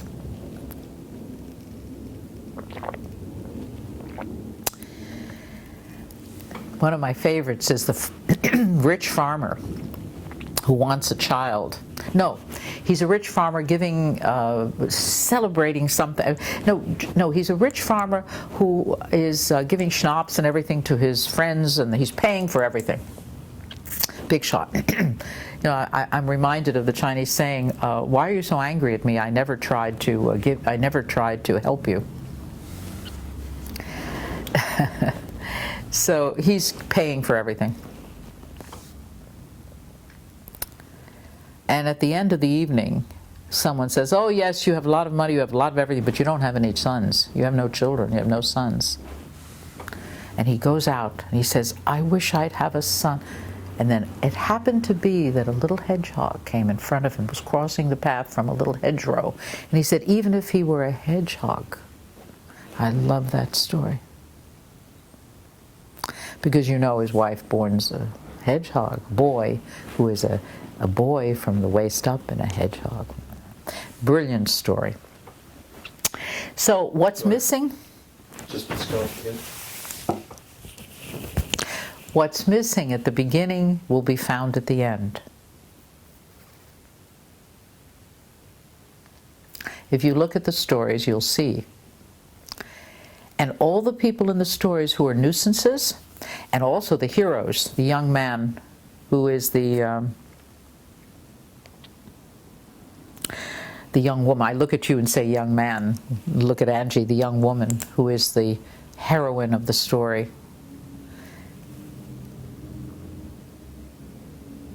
Will go through a great deal of trouble, a great deal of hard time. And who is this heroine or hero? It's not the first sister. It's not the first brother, it's not the second, it's not the third. People always say, why is that? Well, there are a lot of reasons for that. I don't go into it now, but sometimes you need to take one or two or three times before you can get to the right one. But really simply, the third one is the one of no ego. The third one is the one who says, immediate answer. I want to help. I wanted, if only I could save my father, if only I could find my mother, if only I could, or in that one I love telling of the Italian one, with the boy who goes to get his bride because the mother says, you bring back your fidanzate, your betroths. And the third one, the first one goes to the butcher's daughter and says, will you marry me? Well, they're girlfriend and boyfriend. They've been canoodling for a long time. And she says, of course I'll marry you. And the same with the baker. Oh, of course, she says, I'll marry you. But that's the second son. But the third one, he doesn't have anybody. And he's a fool. He doesn't know how to get anybody. He's totally raw. He doesn't have a fixed idea in his head. No fixed ideas for the real hero or heroine. No, like, iron hats. No iron masks. But raw and possible. Everything in the being possible and alive. Everything. Not just the brain. Brain is good. Mind is very good. Mind often has heart with it. Two together. Perfect. I mean, not perfect, nothing's perfect, but pretty good. And so, what happens here is the third kid doesn't know what to do. Well, doesn't that sound familiar? Especially when you're starting something, so even when it shouldn't be when you're starting, at every minute. Stuff is happening. People are passing. Things are going on. Well, you've got to be alive, awake, and present. When you talk about other, you start a story in which a child is born half boy and half hedgehog. I feel the presence of some other element which I know you love to explicate. Talk about other and how stories introduce us to it and why it's so important for us to accommodate other. Well, this is something that Joe used to say. He'd say, this is something I learned from him, not about the other in that way, but about this kind of other that he talked about. He said often when in a culture like in the American Indian stories, they're so brilliant, so beautiful. You'll find, they say, also Chinese stories, I have found this both. Don't go south. There's a monster there. Don't go there. Don't go to the south. You can go north, east, west. Or don't go to the west. Or don't go. Terrible things happen. In my story, my Sicilian story, don't go to the garbage dump. There's a mama draga. Don't ever jump down there. Don't find out what the garbage is. There's an ogress down there. Don't go. And you know the whole story is about the girl who jumps down in the thing, or because she knows how to, and the boy who knows the right way to get whatever, or whatever. It doesn't matter. It's just, What do they bring back is exactly what's missing in the culture. The culture's afraid to go there. And somebody goes there and says, look, you've missed it. And it isn't a great new discovery. I mean, I'm more fond of saying it's what was there already, but we've forgotten, or we've lost, or we don't know how to go there. We don't know what to do with those people who live down there. We don't know what to do with that, or that thing that's there, or that. Finally, you bring in the whole thing.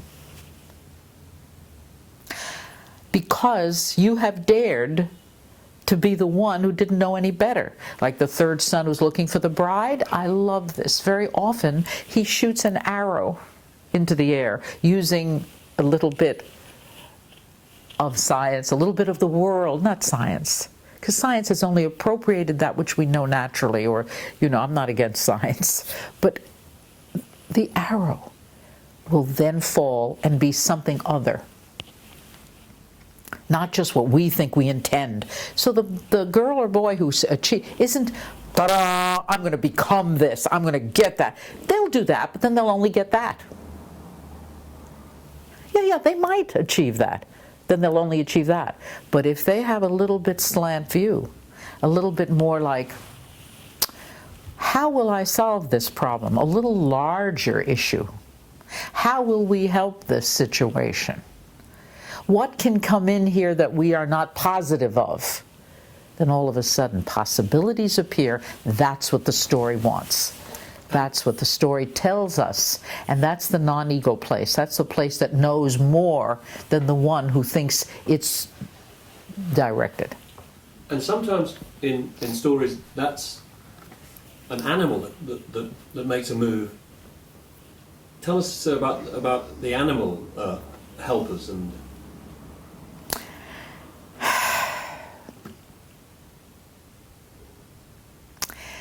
To me, without understanding that, it's almost impossible to live a real human life, any more than if you don't know about trees or about plants or about the other natural things that are not natural. They're just what is here. It's like not knowing who you are if you don't know who that is. So it's not other, it's essentially us. It's essentially what we are and what we're part of. And so, of course, story always includes that, because that being knows more than we know. It knows it, I want to say something simple, the way God created the world, whatever we know from that word. If we were having another kind of interview, I would talk about it differently. But it's the way God made everything as part of this thing.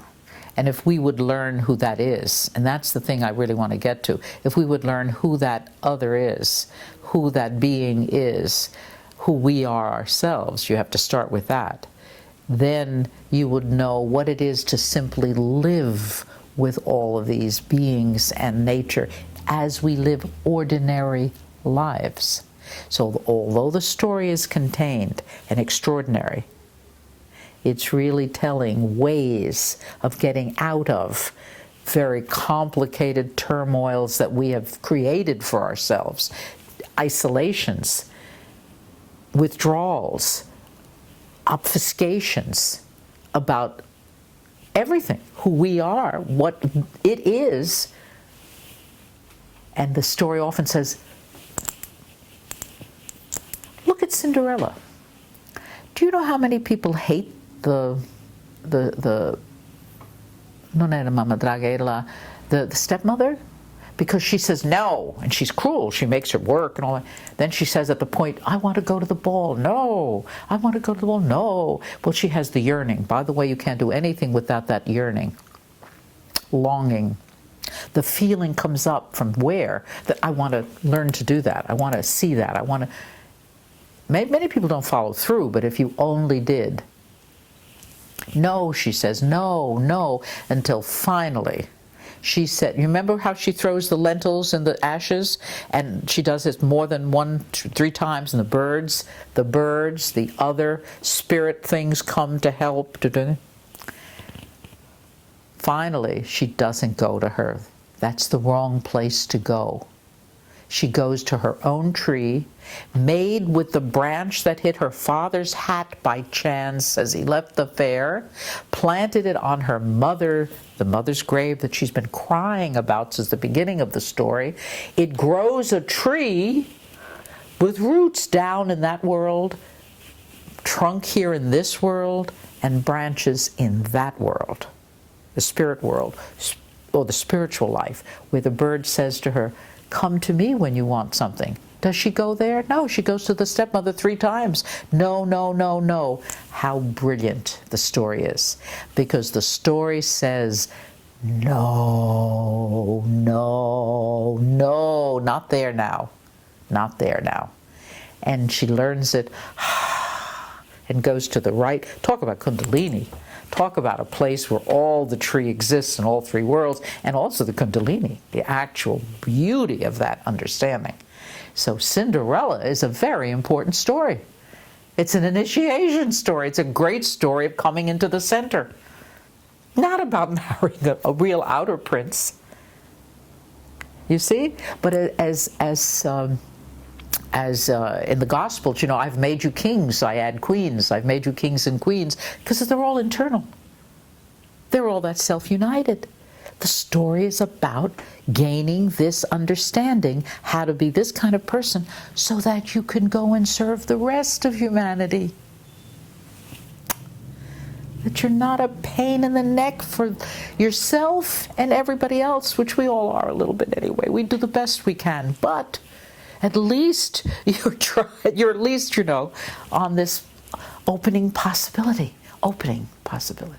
And you've used your talent, whatever you've been given, and you are working towards that. And the story is all about that as well. And it's about ordinary things too. Well, thinking about other worlds and other dimensions of this world, I've been looking at several different versions of the Passerbau story.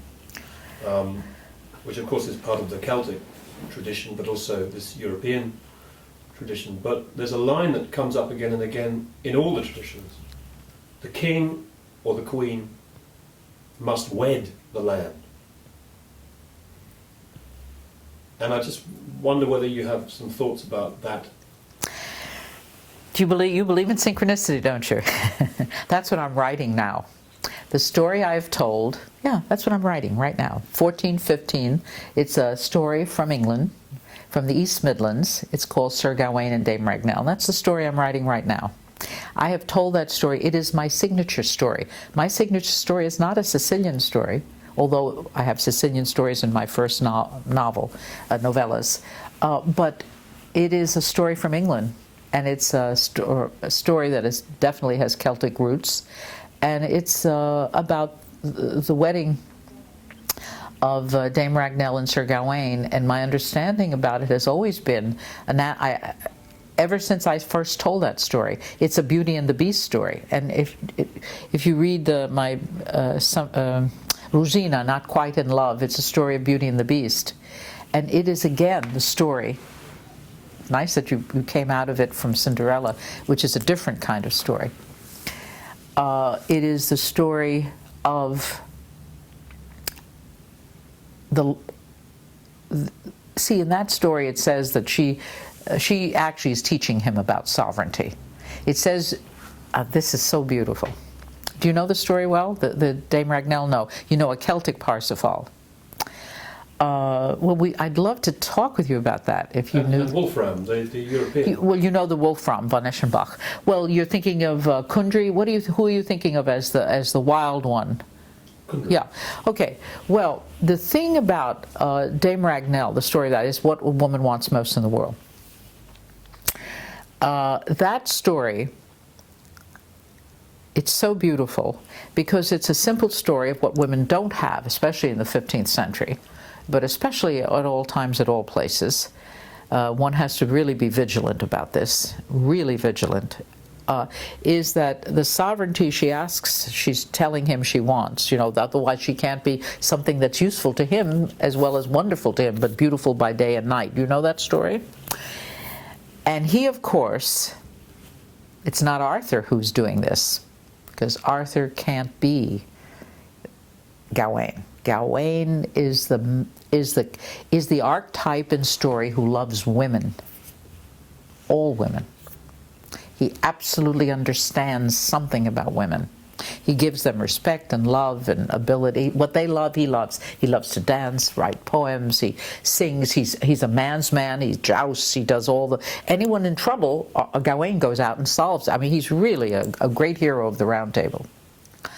When he weds Ragnell for love of his uncle, in many other stories, Gawain and Arthur are really very connected. One is the alter ego of the other. Gawain is Arthur's alter ego, also his other self, whatever. What's happening is the kingdom is in trouble. The lands have been taken and misused, given away. When the king, or Gawain, marries Ragnell, this hideous woman with this gorse in her hair and this, this boar's teeth and the eyes, and she's a beast of beasts. But when I tell it, I always explain who she really is. And I loved reading Ananda Coomaraswamy. Oh, God bless that soul. And Joe, who gave examples of this, and Campbell, but Ananda Coomaraswamy wrote a beautiful paper on the loathly bride and bridegroom as the gods of nature. So when Gawain learns about, when he gives sovereignty to the land, she gives it back to him. And that's the only time the human order has sovereignty, when it is finally wed to its own nature. What a pain to be without your own nature. What a pain to be without and to not be able to just be at any moment. It's a terrible thing. So how can we talk about sovereignty in cultures? I mean, like kings and queens, or just presidents and people who haven't wed the land. What kind of sovereignty can humans have? So, and look at this.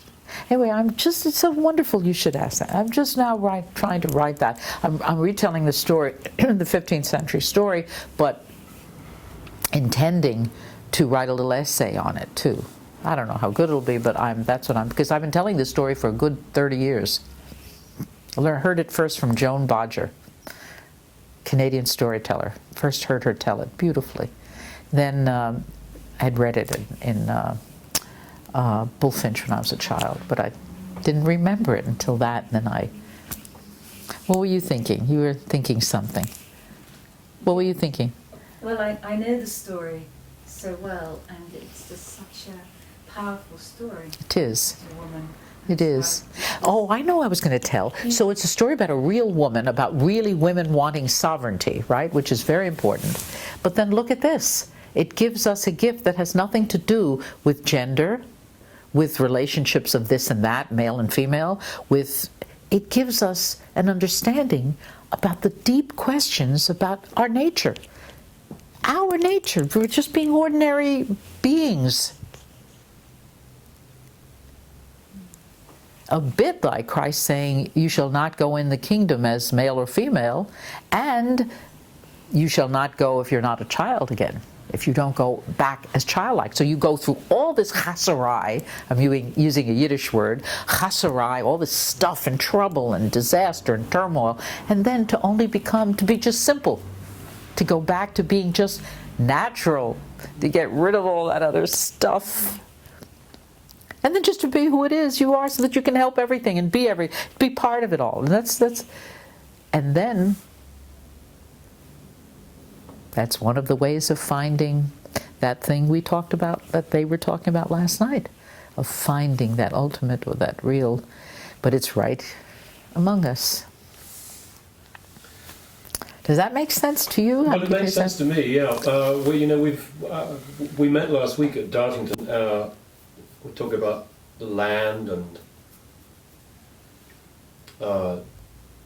part of last weekend was about putting a flag in the ground for something called the West Country School of Myth and Story, and Martin Shaw has 60 acres of land there to take people onto the land and let them spend some time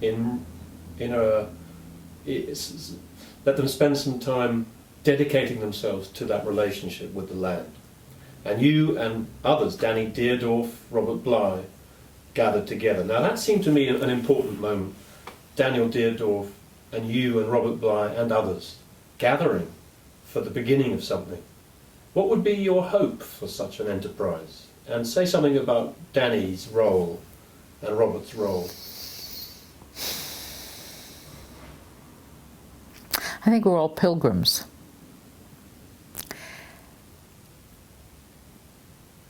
We all have pilgrim souls.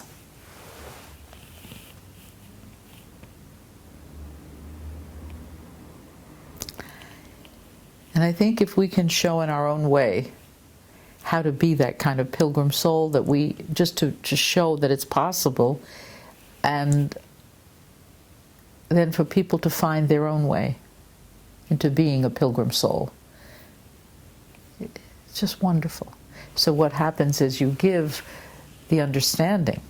Here is, Danny has done that, Robert has done that, Martin is hoping to give the place for that and has done that. Amazing. Joe has already done his work with that. Amazing. So it's a way of saying again and again, yes, do your work. Be who you are. That's the way you will not be angry. That's the way you will not be always cursed. That's the way you will not want to curse or be angry with others. That's the way you will really give the gifts. That's the way you'll take care of the children. That's the way you will love your wife, your husband, your beloved, your whoever. That's how your neighbor will get to see you. Because you will be doing the will of, right? Of what it's meant that we are doing, not our will, but the other. And that's the opportunity is amazing.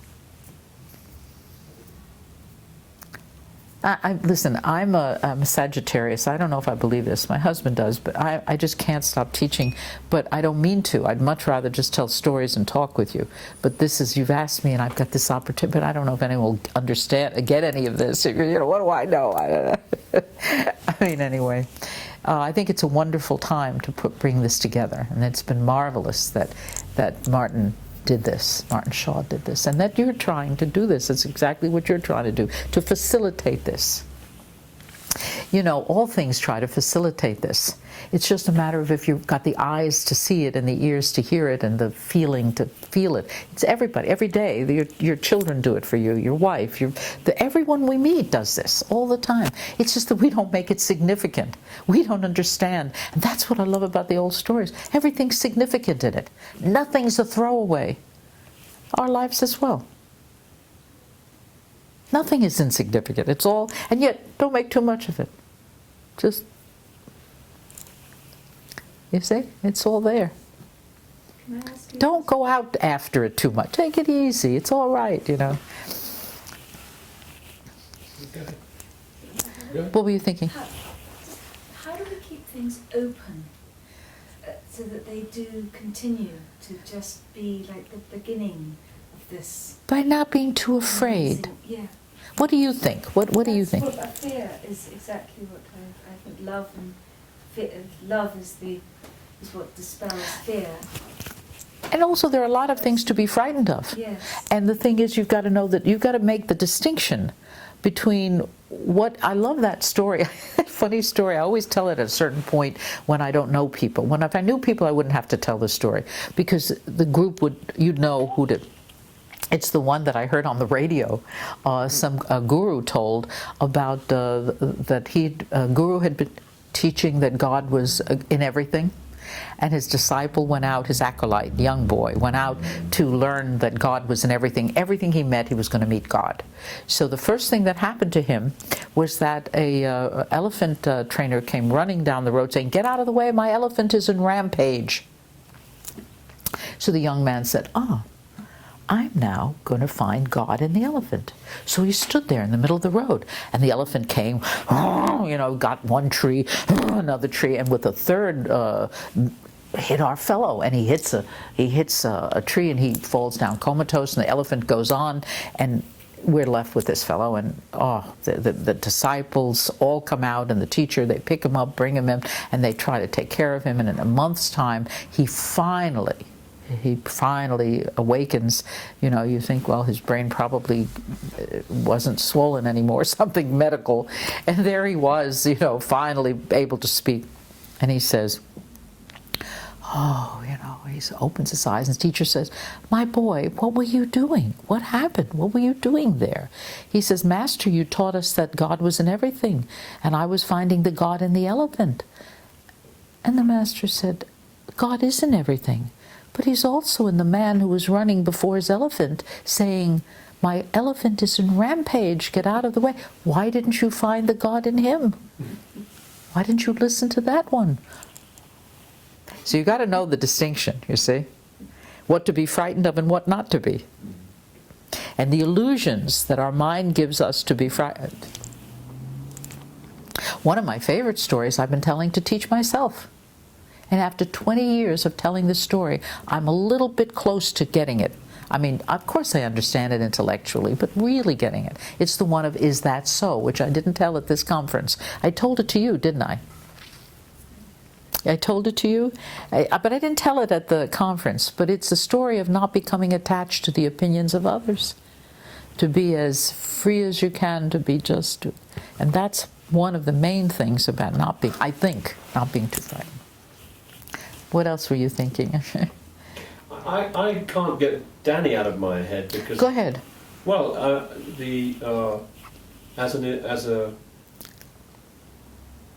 as an embodiment of the storyteller, Danny is a revolution. He is. Tell what you mean. Tell.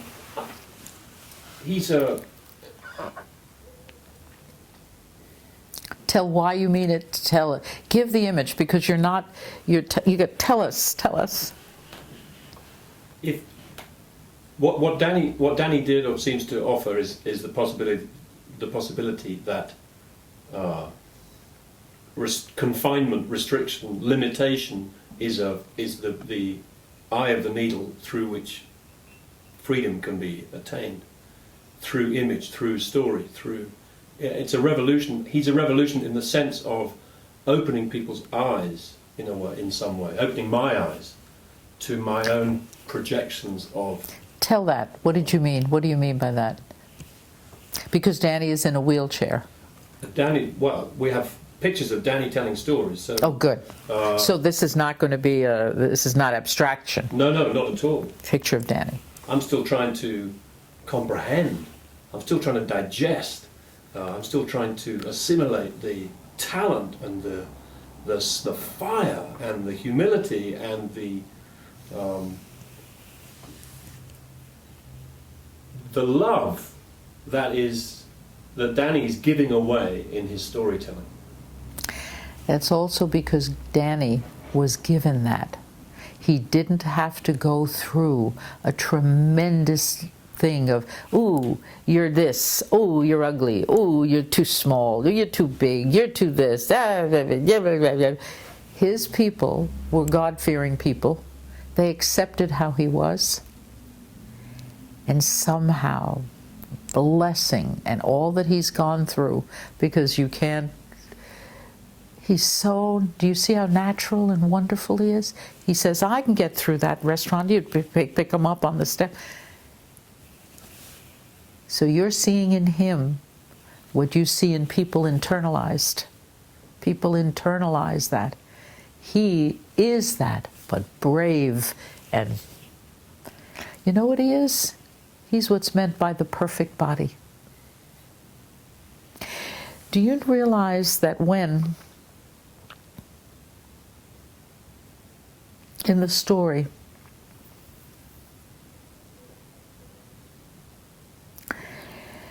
that they told, the three men told about Prince Valaman, when Psyche is going to look for Eros, and it's dark in the room, the love scene, the most intimate thing you can have, and there is the man who was the bear and now is the lover, the husband of this woman, and her father says, don't touch it. And her mother says, find out who it is. Do you know how people immediately took a choice? They said, oh, I wouldn't be the father. Oh, the father's right. Don't get into that.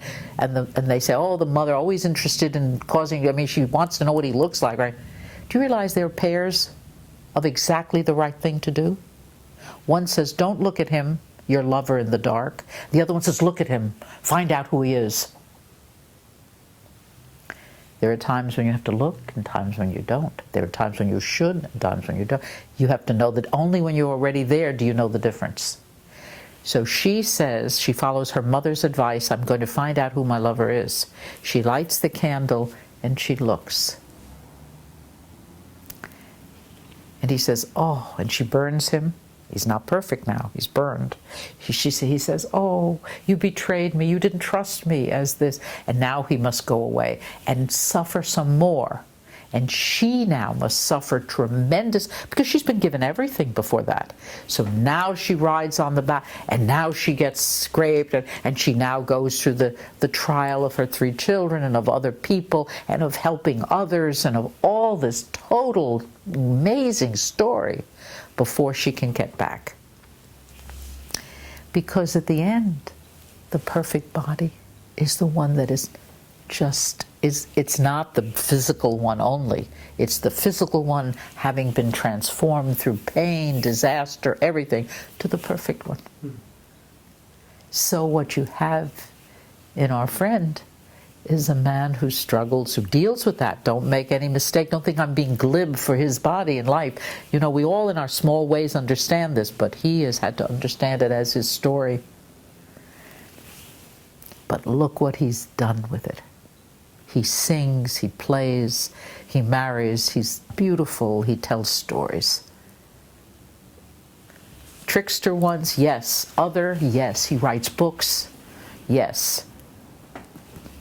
But do you see what I'm saying? This is the perfect body. And what about the perfect body that is your old friend Robert Bly?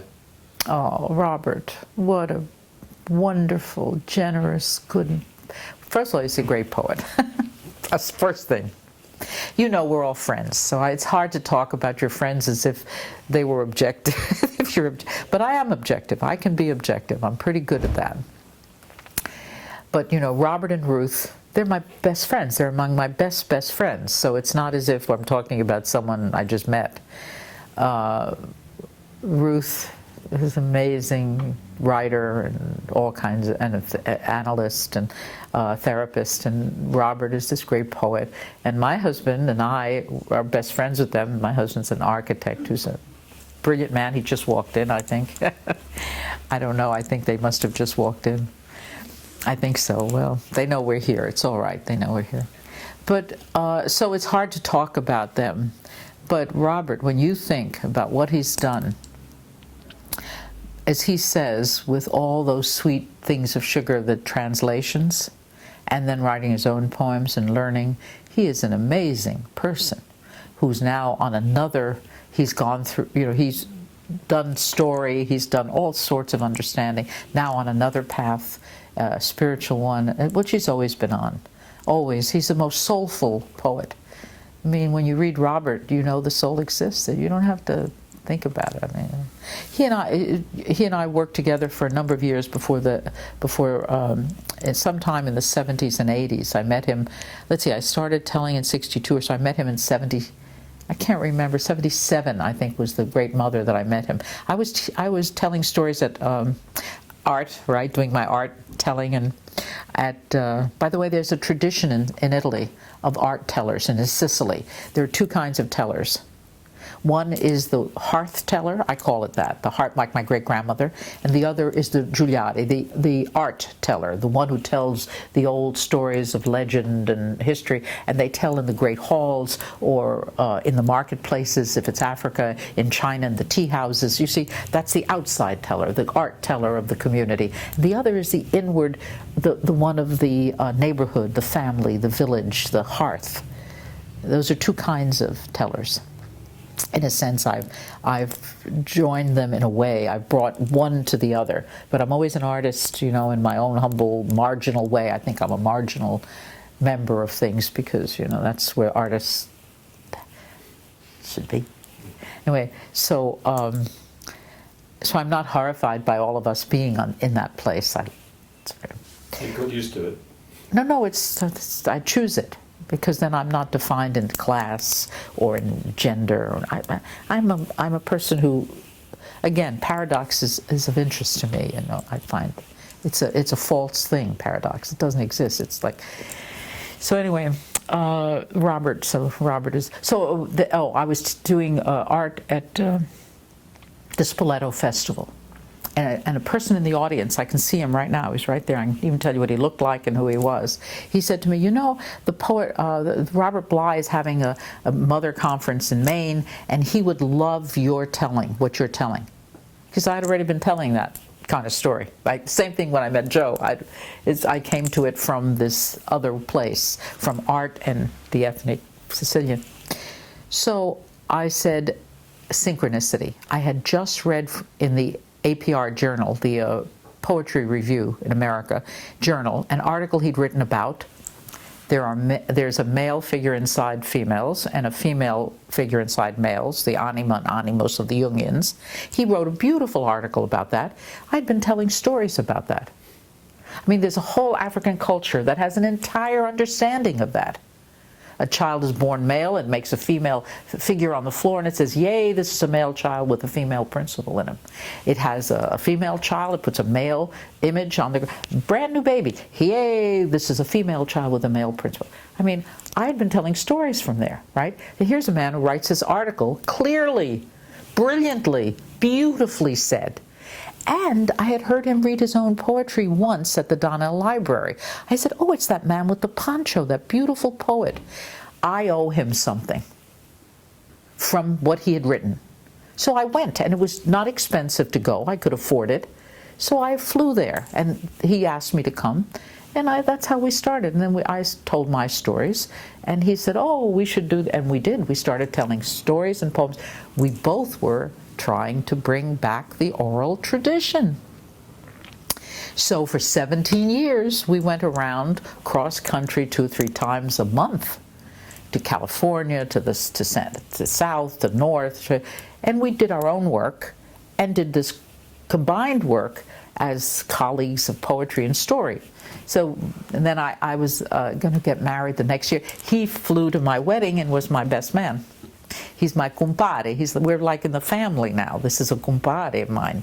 We are members of, and then the fairy tale meant something, like in the family now. This is a compare of mine. We are members of, and then gender work, which was we told stories together. We would tell the fairy tale meant something.